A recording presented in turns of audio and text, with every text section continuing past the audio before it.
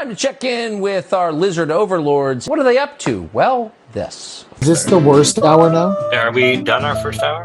Yeah, we're into our worst hour now. Keep your expectations of this episode low. Starting the worst hour now, I feel like we've crossed into maybe not great content hour. Welcome to our worst hour. I mean, our season has started off like a bag of shit. You started. Our residential job is going well. That one's going well. It's ahead of schedule and things are looking really good. That job's going very well. But the commercial job, through no fault of anyone's, is first there was supposed to be a step into the building, but I'm pretty sure it's illegal to have a step into the building. Like if you have a flat patio that leads to a door that's a 6-inch step up into the building, I'm pretty sure that's not wheelchair accessible. Now, I'm not 100% sure, but I think it doesn't count. So they quickly concluded that the pavers needed to run up to the top, but now the flashing is way too low. Oh, I've been there more than once. Yeah. Oh, yeah, I've been here before too. Yeah. So my solution was to put a couple rocks at the door to break the grade, and we can wrap the pavers around and get down under the flashing and still leave an air gap, right? Yep. Know what I'm saying? Yep. You hear me? Their solution is some kind of weird fucking concrete shit. I don't even know how it's going to work, but all of this is changing the grade of the entire 3,000 square feet. So now we've been adding a gravel, and then the landscape architect had to come, and normal rigmarole bullshit. And all that has, Monday was first, that's when they were just going to slope the pavers up, and their idea was to just bury the flashing. Right. It's not my flashing, whatever. It's commercial. You tell me what you want, we do it. Yep. End of story. You want to bury your fucking flashing? Go nuts. I don't give a shit if your building breathes or not. It looks great from my fucking house. It looks great in my bank account. It looks great in my house or in my bank. So I just was like, whatever. Then obviously someone realized that burying a bunch of flashing is a terrible idea. So now we're at this concrete. Somehow this concrete is going to fix this problem, but I don't know how concrete fixes the problem because the flashing is still too high. Are we going to bury it in concrete? That's better than burying it in pavers. I don't. Yeah. Anyways, that delayed them. For the first day, they spent regrading it to get it up as a ramp to the top of the door. The second day, it was minus 20 and snowing like fuck. So one guy stayed there because on that site, you have to have someone on site to reverse the truck. And we were doing some gravel deliveries to change the grade. Today, they went there and started to do the work and immediately got shut down because the landscape architect was coming to decide about this concrete walkway.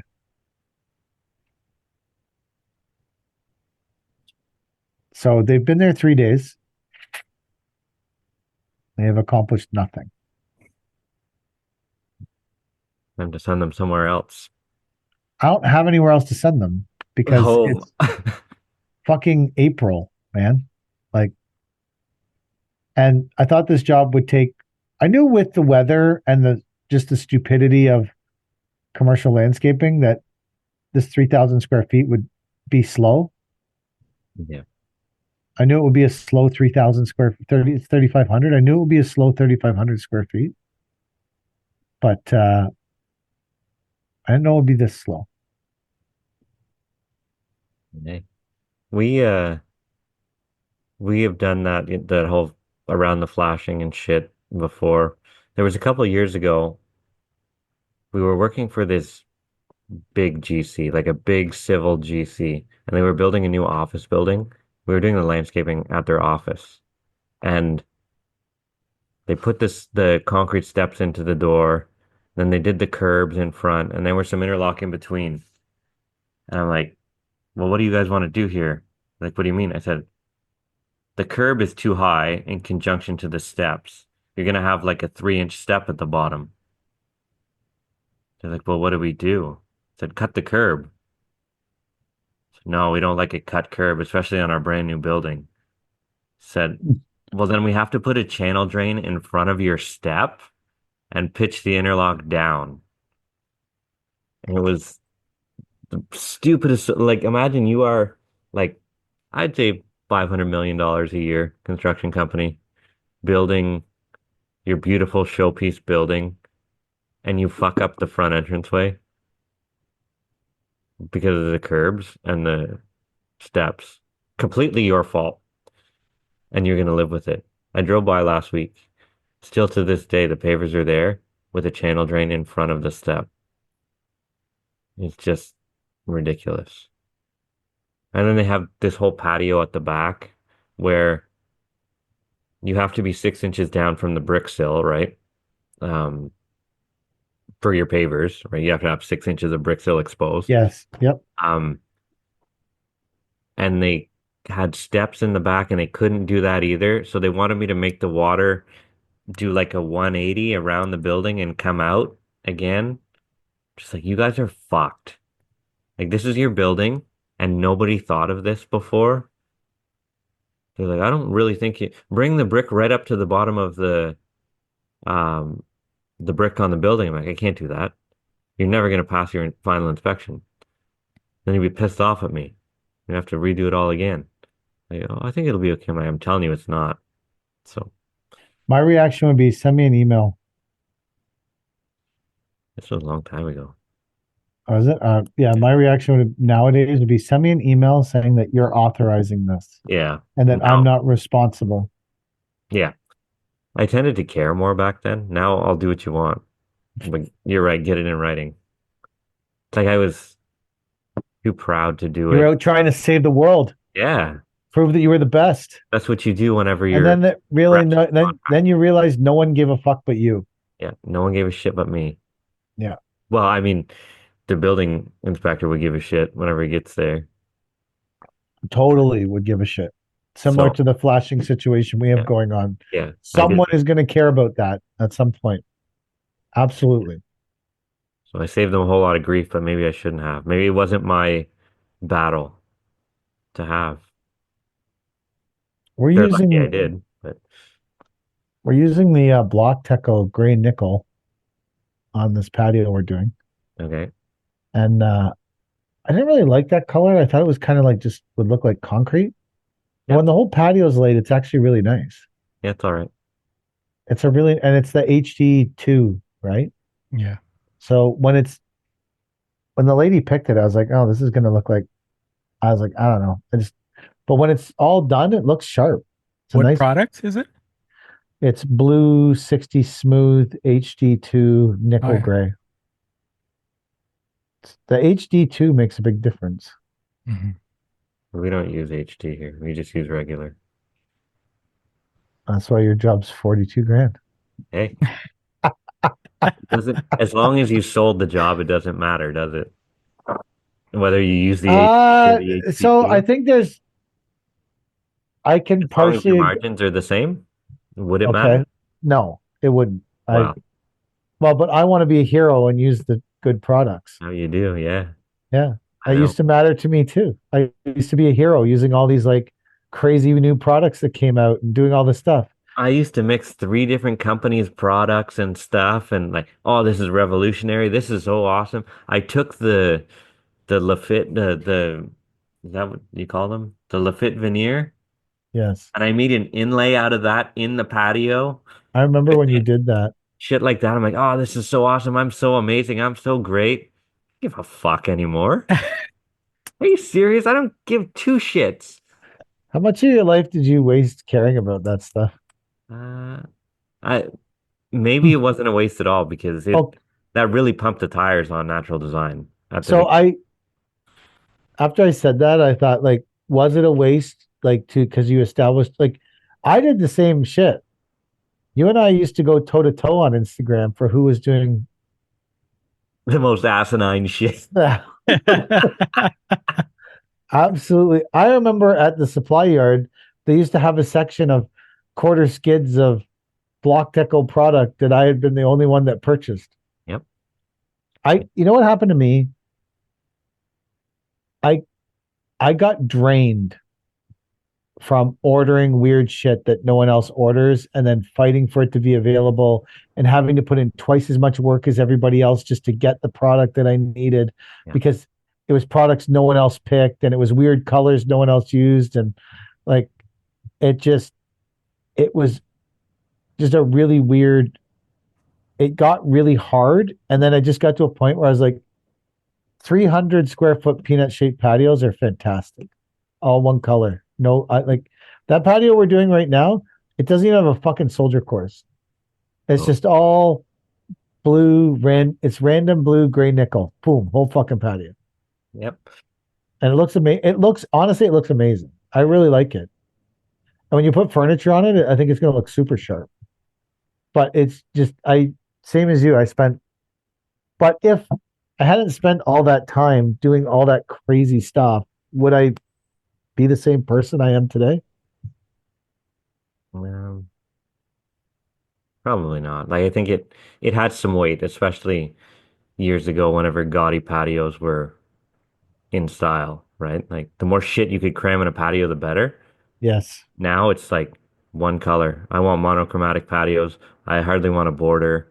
Like I I had a client today message me. She's like, "Do you think we should do like a pool coping different color?" I'm like, "Nope. I think we should do it the same color as the laying field." Okay. the we did a patio once and it was that autumn red that Yeah. Block Techo had, which Yeah. is actually it's that's the color of my patio because it was discontinued and I I like bought it cheap. But I actually really like it. that red is fucking fierce, man. Like that's a red red. But it has a lot of beige mixed in it. Yeah, but the red, maybe ours is different than yours, but our red was like The fire engine block red in there. the Block Techo red was like a mix. I know what you mean about it It was was a called I think it was called autumn red. Yeah, yeah, yeah, autumn. yeah. Yeah. It But we did one time we were doing some patio in Scarborough and Nancy's like they don't care. You can build whatever you want back here. And so we did a square of autumn red because no one was using red back then. It was out of style.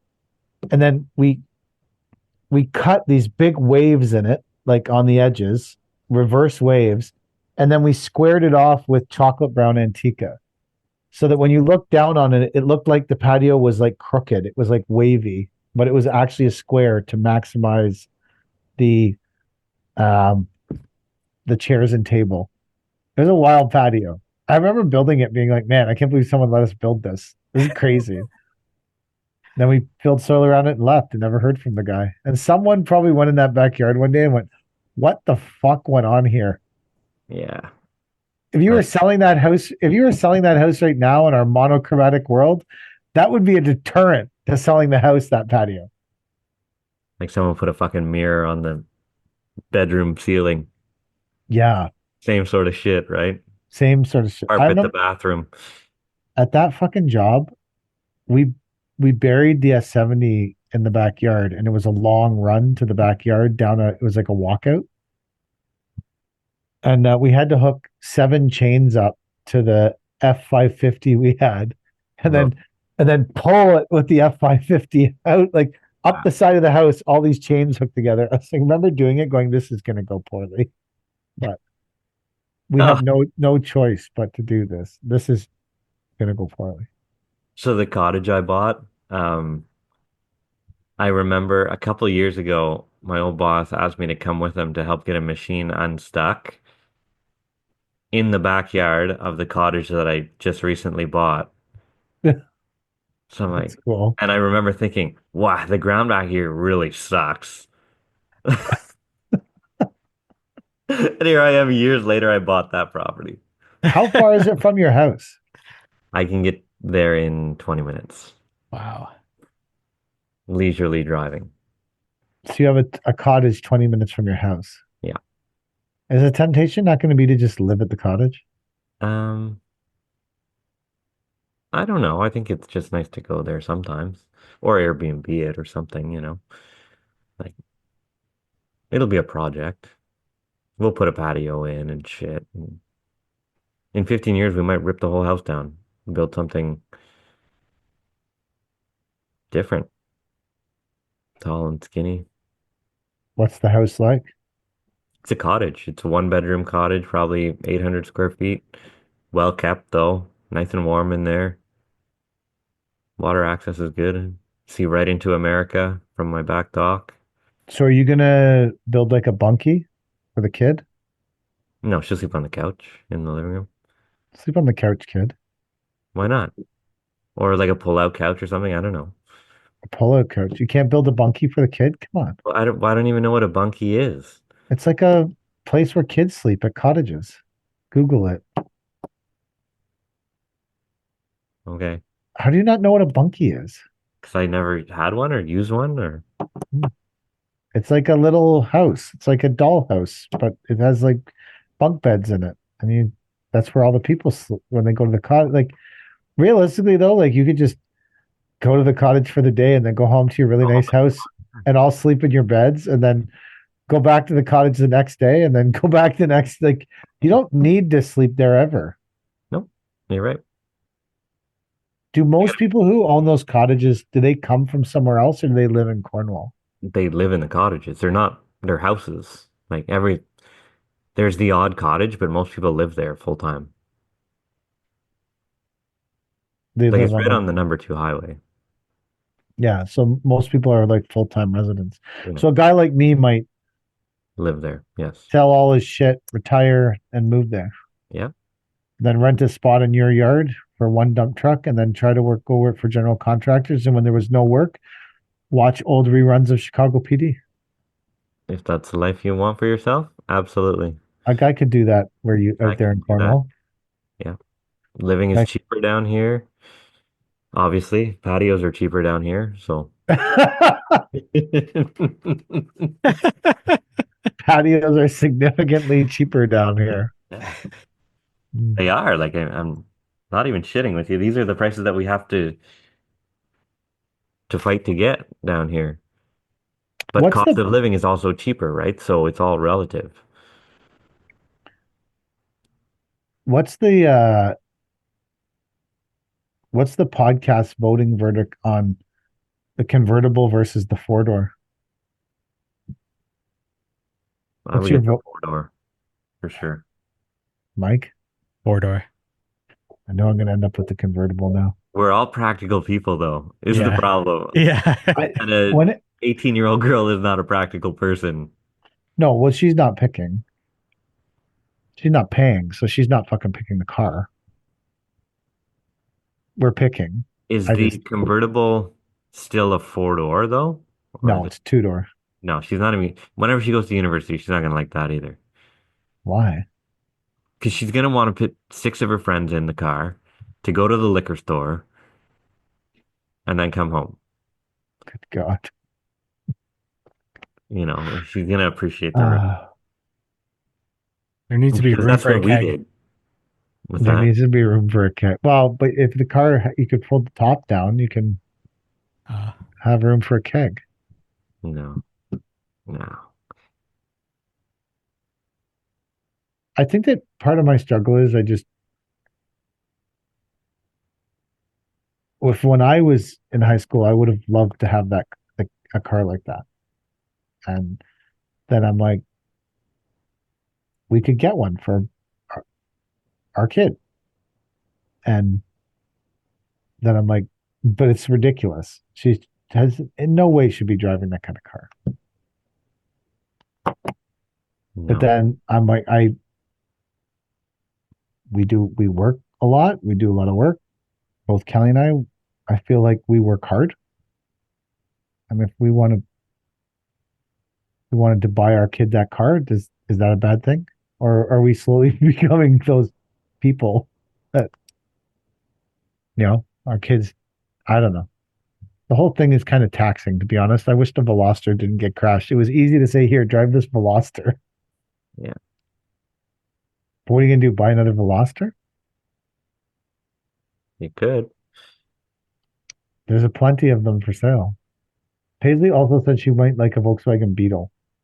Murray, one of my workers, drives a convertible Volkswagen Beetle. wow. Does he like it? He said it has tons of power. What color is it? It's like a baby blue.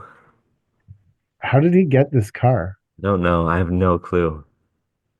He's just, Did he see it and be like, I have I no. I need a baby blue Volkswagen Bug convertible?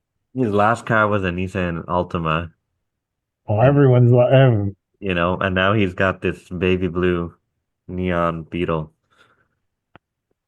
does he put the top down when he's leaving the yard? Uh, he's only been in once this year, and no. Is this the first year he's had it?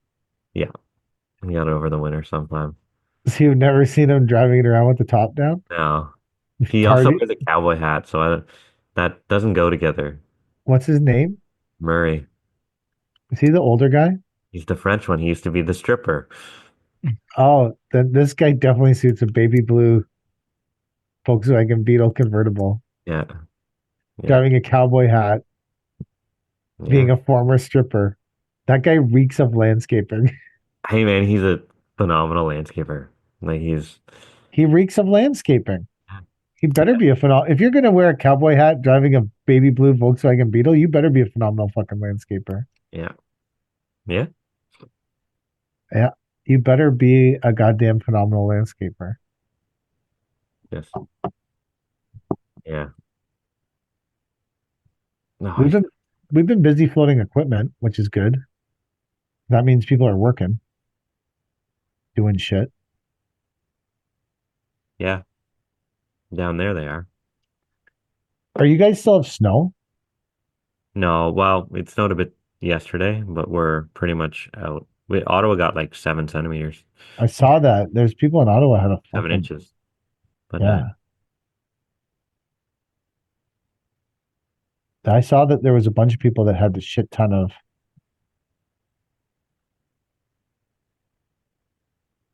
so we'll see. We're gonna start Monday.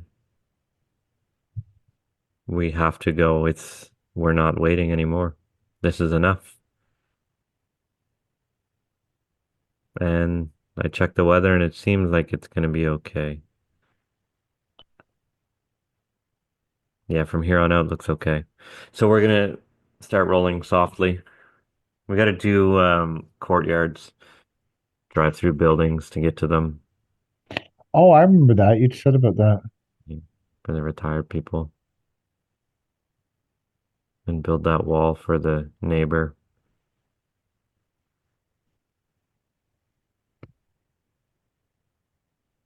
Should be good.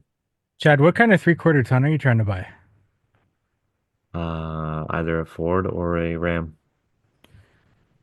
Have you ever used try this website called visor.vin. It's great. Visor.vin Yeah, doesn't sound real. Visor, new tab. VISOR. visor.vin. Is it Canadian? No, I think it's American, but you can filter by Canada. There's a Eh, little Canada flag on it. Oh, is there? It says see the whole market. Oh, interesting. Tariff tracker.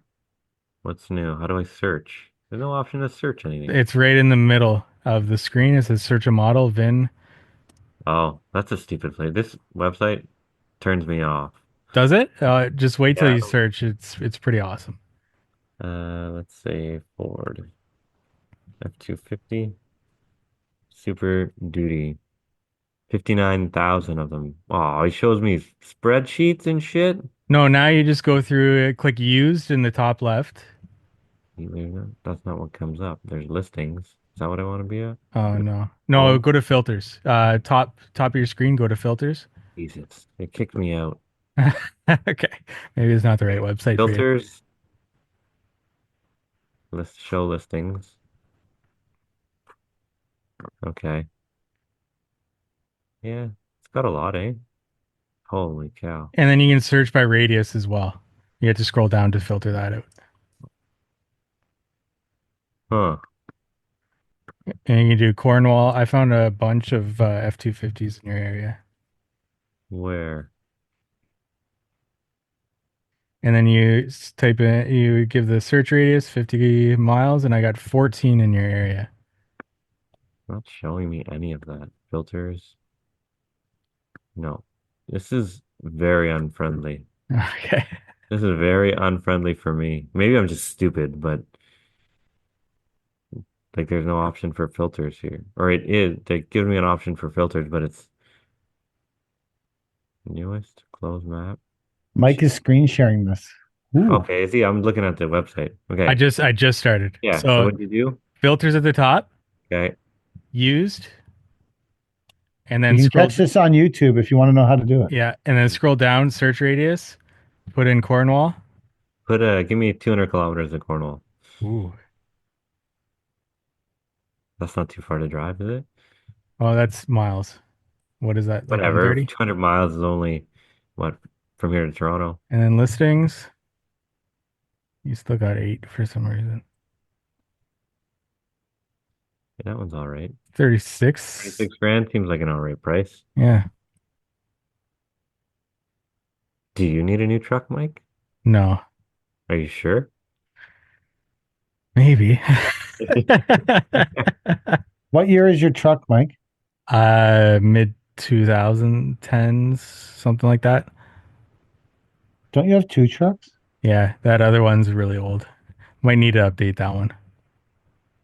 How often do you use the second truck? Rarely. Do you just have it as a backup in case the other one breaks down? Got it as a backup. Do you have to safety it every year though? Yeah, I do. But it's worth it for the backup, I think. Just Well, for if one time yeah. it goes down, Yeah. pays for it. I agree with you. What do you guys think of the statement value stream mapping our client journey with our leadership team? It sounds like someone threw up. It's a word salad.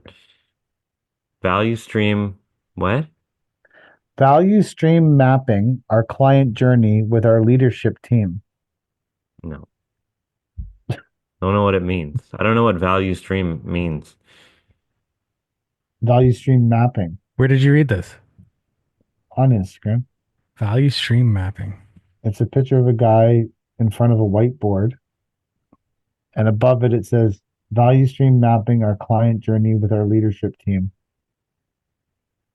And I just, Who wrote it? PG Turf Landscape. I don't know who that is.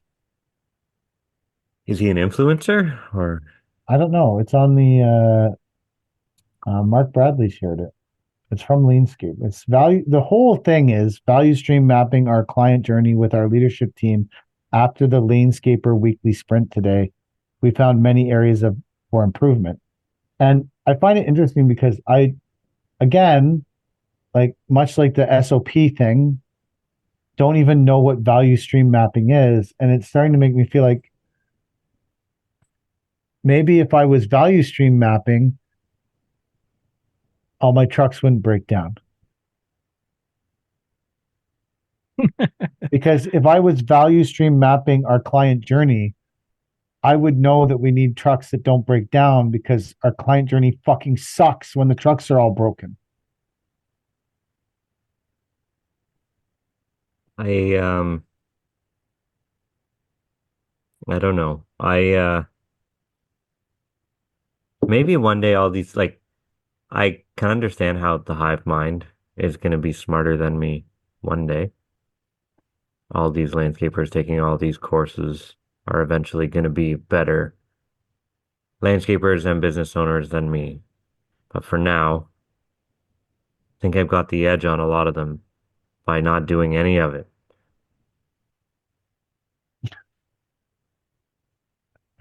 Is that wrong? My edge is lack of education. Maybe it is. I'm not saying it isn't. Maybe I you just see the forest for the trees, like I fucking love this statement. It has been a long day today, and I feel like I'm close to the end of it. And I love that I can end my day in your intense belief that your lack of education is your advantage, which I don't even disagree with you. I think that there's definitely potential to overthink things when you have so much information. Yeah. Because I think that you can't, like, I don't think you can implement everything at once. And I don't know on all the things that I need to implement where value streaming my client journey lies. And I don't know. I do know that I think we need to at least start value streaming something. I don't know if the client journey is well, first thing I think I need to learn is like what a value stream is. Because I don't even know what value streaming is. I So Googled it. Do you want it? Yeah. I want it, baby. I want to know. Value stream. Love that you had to Google it too. Yeah. Value stream mapping, a lean management technique, is a flowchart method used to visualize, analyze, and improve the steps needed to deliver a product or service from the beginning of the process to the customer. That didn't help me. It's a flowchart. Chad, did that make this much clearer to you?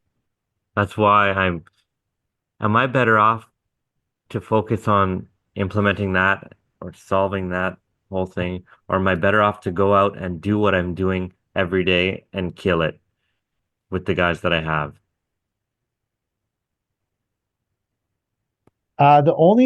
So I think the only potential deterrent to killing it with the guys you have is that one day you might not have those guys, and when you have to bring in new guys, you don't have systems in place to train the new guys, but your business is too big to take the time to train the new guys, and you don't have the SOPs. I'm fucking crushing it today. Do you think that I basically should go to the next conference and give a speech. I think you leveled up. I leveled this bitch up. I'm not I am doing the same thing as you. do you So think I can outrun the industry in the time that I have left and make it to the end before that's I need all this shit? that's literally my fucking goal. Except that I'm 52. And I think we all know I don't need to worry about what's happening 20 years from now. So Yeah. like I think that how old are you? 38, I think. I think that I have potential to outrun the industry. I think you need to make enough money before the industry catches up with you because you're 38.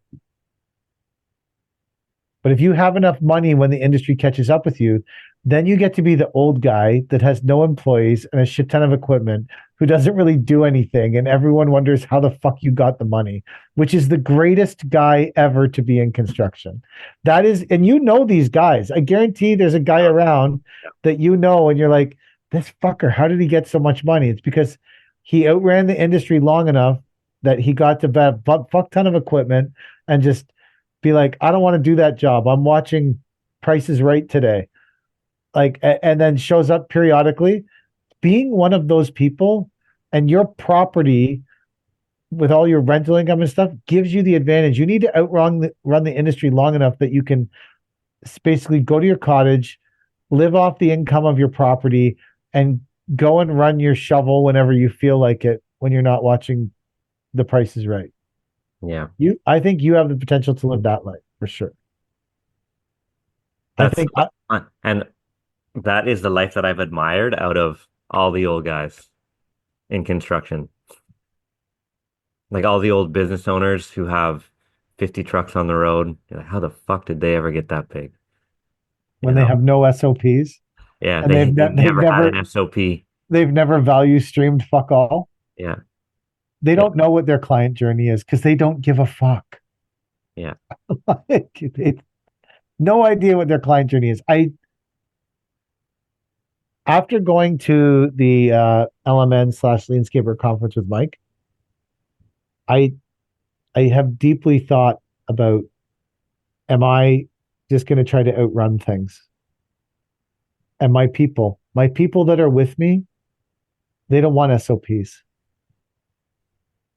They want to get in the pickup trucks and start them without checking the oil so I can give them shit saying, guys, can we check the fucking oil in these trucks every morning when we start them? And then go, oh shit, I'll shut it off and check it now. I'm like, I'm kind of lost the It's too point. late now. Like I It's kind not of cold kind anymore. of lost the whole point of it. Like am I my people don't want SOPs. They don't want SOPs.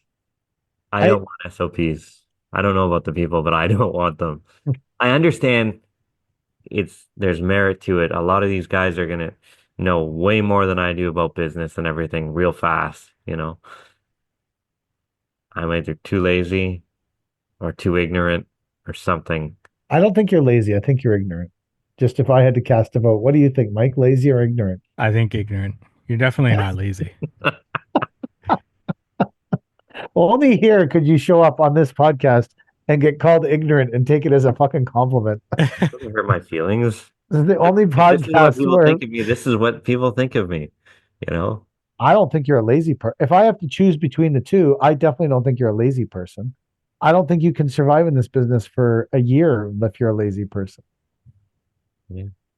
Well, try not to be lazy. I've been thinking about getting an office trailer or something. I'm still sitting on a bench. I run a multi-million-dollar landscape company. It's not even a bench. It's like a little stool. A piano stool. I don't know what it is. I think it's like an end table or something. And then Yeah.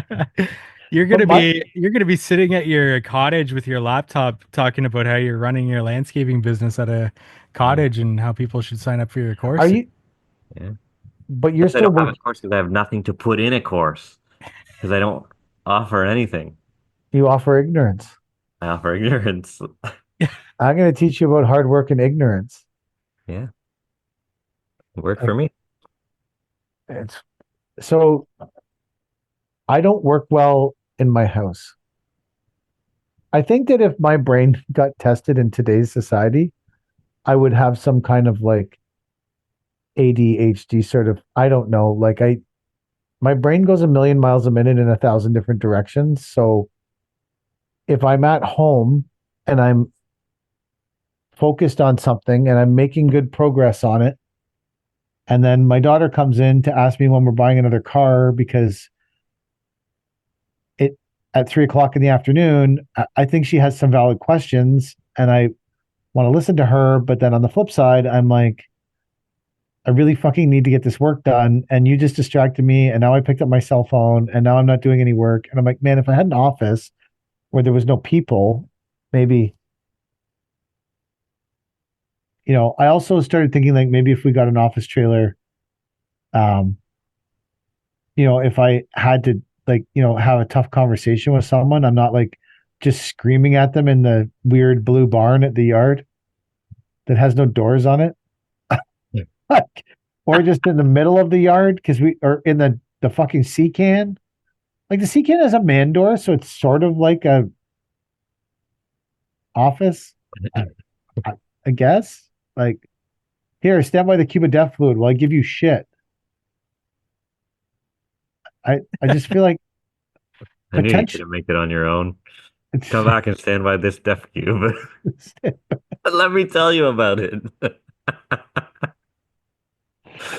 You couldn't make it on your own. Let me tell you about it in front of everybody else, dude. Give you shit for trying to better your life. Fuckery.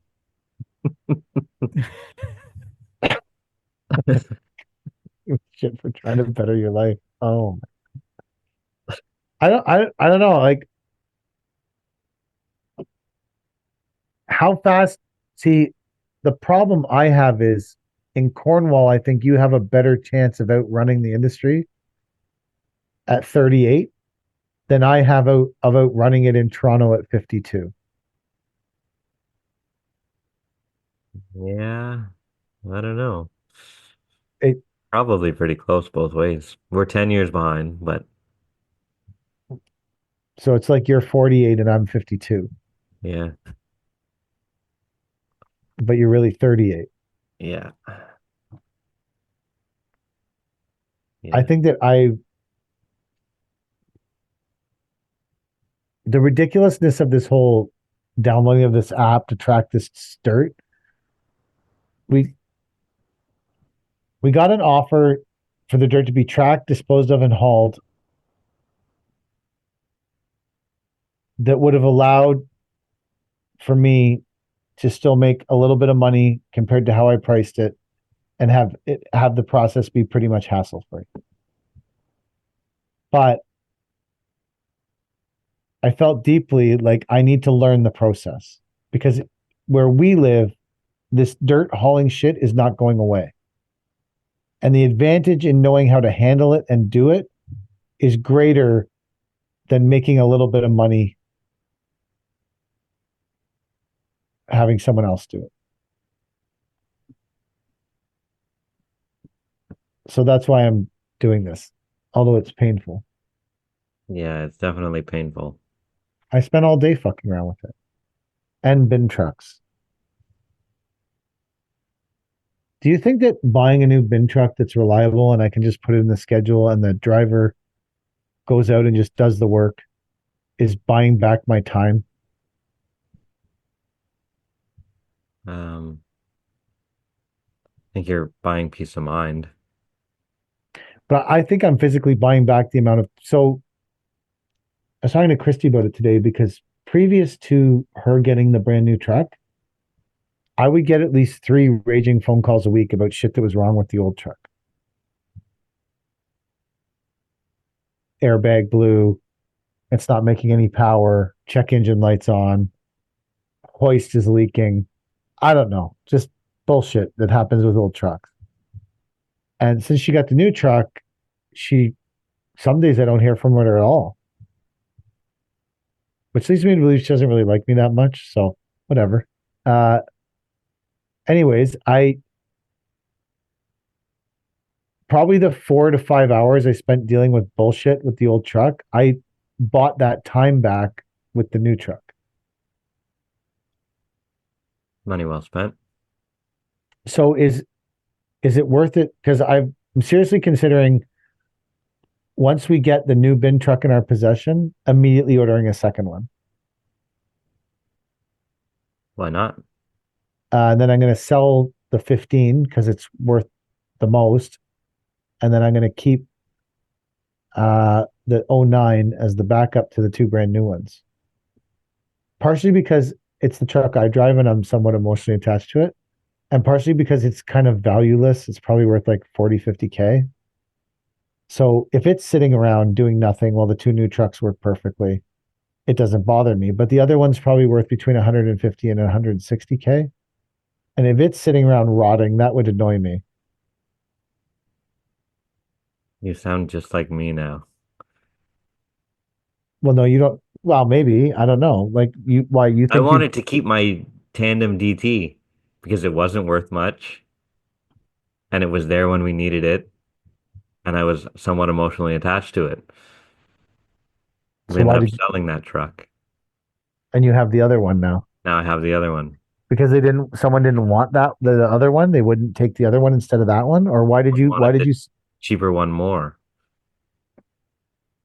So how much was the other one? one was 75 grand, one was 45 grand. And you were more attached to the $45,000 one? Yeah. The Nice. low-sided one that is you just get in it and go, and yeah, it was just a nice little truck, low-sided truck. Put 12 tons in it, bomb around, Nice. the How much? Landtaper's dream, that truck. So why did you sell it? Because we have a new bin truck coming and we're at the point where we're gonna have to start to pay for this thing soon, and we didn't sell all the things that I planned on selling to pay for it. Okay. And you took an 8K loss on the backhoe. Take an 8K loss on the backhoe.